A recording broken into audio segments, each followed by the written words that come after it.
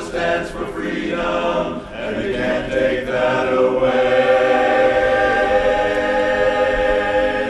And I'm proud to be an American, where at least I know I'm free. And I won't forget the ones who died and gave that right to me. And I'm glad we stand up and yet still today.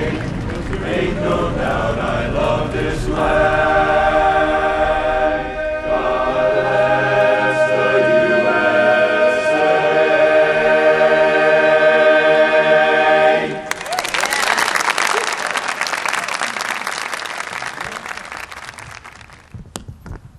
Good morning, ladies and gentlemen.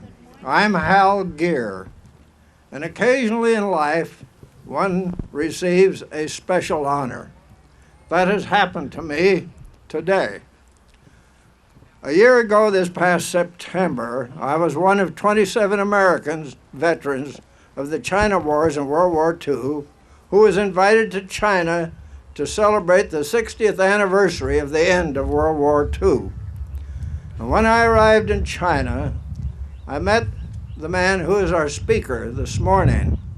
And as we traveled around China, going to various memorial ceremonies during that next 3 weeks, Don Bishop and I became good friends. You can read a few of the highlights about Don's life. But Don just returned from Iraq and Afghanistan on Thursday evening, and then loaded up again and came out here to be with us this morning. So I hope you will welcome in a Conejo Valley style a very good friend of mine, Don Bishop.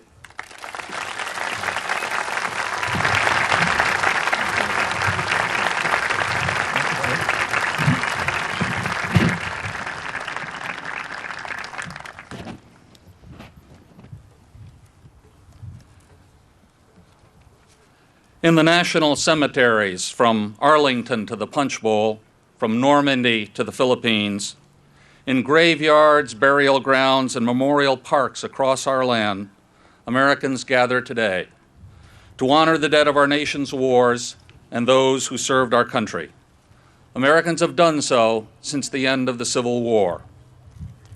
If the spirit of Christmas is giving and the spirit of Thanksgiving is gratitude for our blessings, on this most fitting and proper day, we honor duty and sacrifice and the courage, honor, and commitment known by all who have worn the uniform of our country. The grave markers that surround us open the door of memory. Each one tells its own story in several parts. The high school second baseman who learned to fire the Garand or the Springfield or the M16. The farm boy from the valley who took his place on a fighting ship. The girl who found herself in the operating bay of a field hospital as the casualties came in. The jalopy kid or joystick wizard who learned to maintain and prepare aircraft for combat. There's the part of the story that took place in the training camps and in the barracks. Americans from every region, every class, and every color met. They trained together, learned to use the tools of war, and formed units and crews, formations more powerful together than the sum of the individuals who stood in ranks. And taken together, the sum of their stories is the great accomplishments of the American Armed Forces. Americans went to France in 1918, rallied our exhausted European allies, and broke the back of imperial militarism. Most of us only knew the World War I veterans in old age, and the last dozens of that honorable generation have just gone to their rest, but their legacy lives on. A generation later, Americans defeated the fascism that had infected Germany, Italy, and Japan. The victory of the Allies in World War II exposed the dictators' dreams of racial supremacy, and Americans liberated their captives, some from prison camps, some bound for the ovens. Americans went to Korea after it was invaded in 1950. In 3 years of terrible fighting in the heat and the cold, they kept South Korea free. It is not just we who honor them. Every year, the people of the Republic of Korea democratic, prosperous, creative, now making its outsized contributions to the world, honor them too. The Americans who went to the Republic of Vietnam fought bravely and won battle after battle. Yet we also saw helicopters leave the roof of the embassy in Saigon. The hundreds of thousands of boat people that fled Vietnam after its liberation, many who came to America, gave testimony that it was indeed a noble cause. And historians acknowledge that the American commitment in Vietnam gave other nations time to start and secure their own development free from communist pressure. Americans led the alliance that faced down the Soviet Union in the Cold War. It was 44 years of training, deployments, maneuvers, exercises, patrols, and watches along the borders of the Soviet Union and the Warsaw Pact. When the Berlin Wall fell in 1989, some thought it was the end of history. So decisive was the victory over the communist system of internal repression, central planning, the near extinction of faith, and the sponsored wars of liberation around the globe. Americans formed and led the coalition that reversed Iraq's invasion and annexation in the Gulf War. The stunning victory in Desert Storm was the first of the campaigns in which Americans came to the aid of Muslim peoples, with Bosnia and Kosovo to follow. While other nations seemed helpless to act, it was Americans who stopped the ethnic cleansing in the Balkans. After the terrorist attacks of September 11th, it was American soldiers, sailors, airmen, and Marines who attacked the terrorists in the country which had sustained them. They ended the rule of the Taliban and sent Afghanistan on a new course. Refugees in the millions returned home from the camps. Women went back to school, and the people of that nation began their walk on the long path toward participatory government. Americans overthrew a murderous tyrant in a historic military campaign and remain engaged in Iraq. Now, in a large gathering of Americans like this one, it is natural that there are different opinions on the war. But we are, I am confident, united in recognizing the valor of our soldiers and one people in mourning their losses. With a new commander,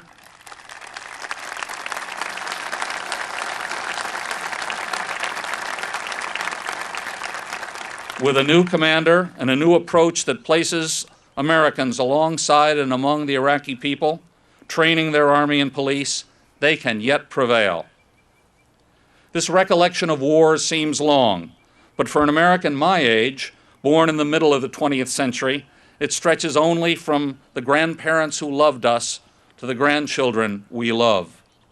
This is history within living memory, and in our gathering today are veterans of every one of the conflicts since the Second World War. These men and women were comrades, shipmates, and wingmen of those who lie here. They bear witness that the defense of our nation is the work of generations. Yes, America moves and changes from decade to decade, from generation to generation. Each generation thinks anew our heritage and purpose, makes its own contribution, and takes its hand in setting our nation's course. We may think of all this as change, but what doesn't change is the more profound.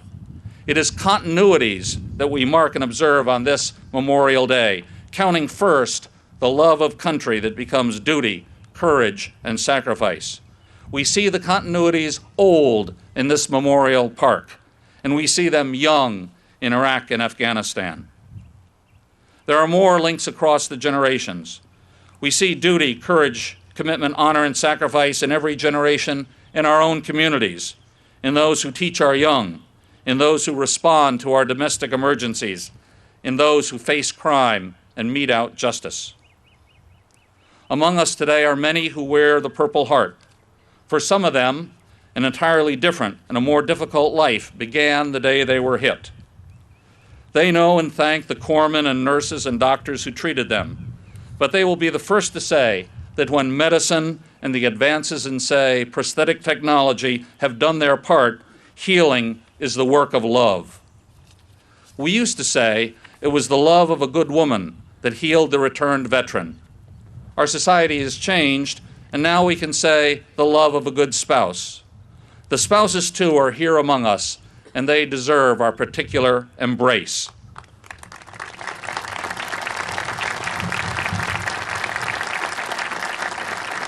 Theirs is another great American story. When we speak of our nation's war dead, we say they made the ultimate sacrifice, or they laid down their lives, or they were the true heroes. We ordinarily say they died for liberty or freedom.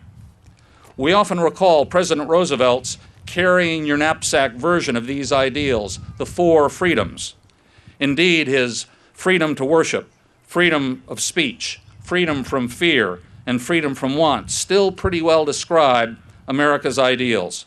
But even a lifetime of reading in literature and history would not fully illuminate them. Most of the dead that we honor today were young when they fell. Many lacked advantages and schooling. They had not yet had the time to read all that literature and history. Yet they knew they were fighting for something better in the world, and that America's ideals are a force for good.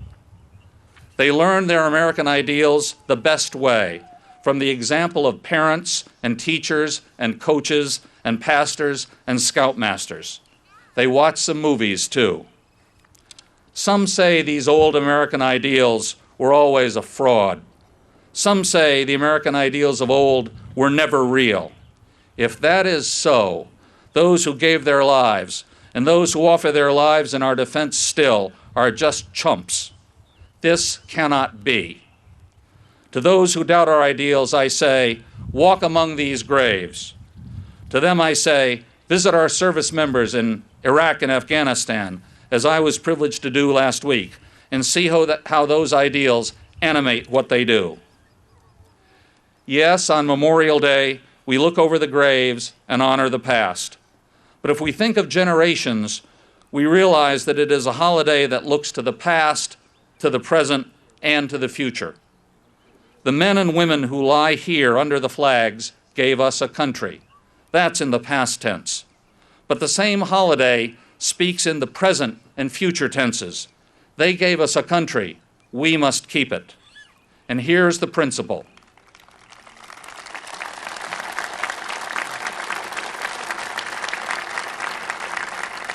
We repay our debt to them.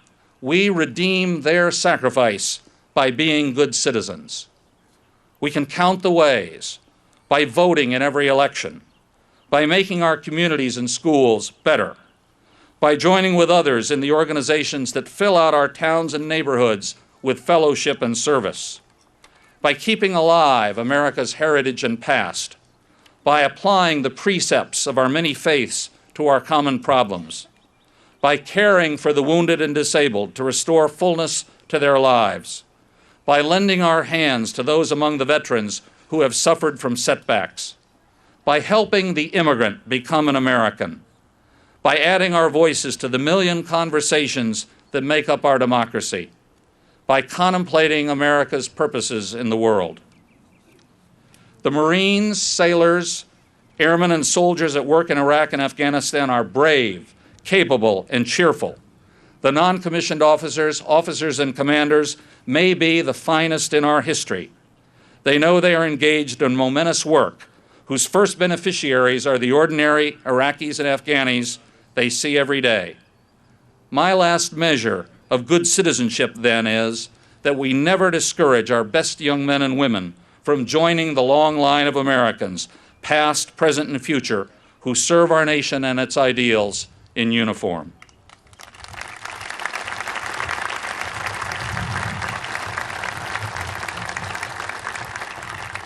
If the souls of our honored dead could join us, they would whisper on the wind, "Our country is now in your hands. Keep it safe and strong. Thank you for honoring our yesterdays, but honor us more by preparing for stormy tomorrows." Thank you.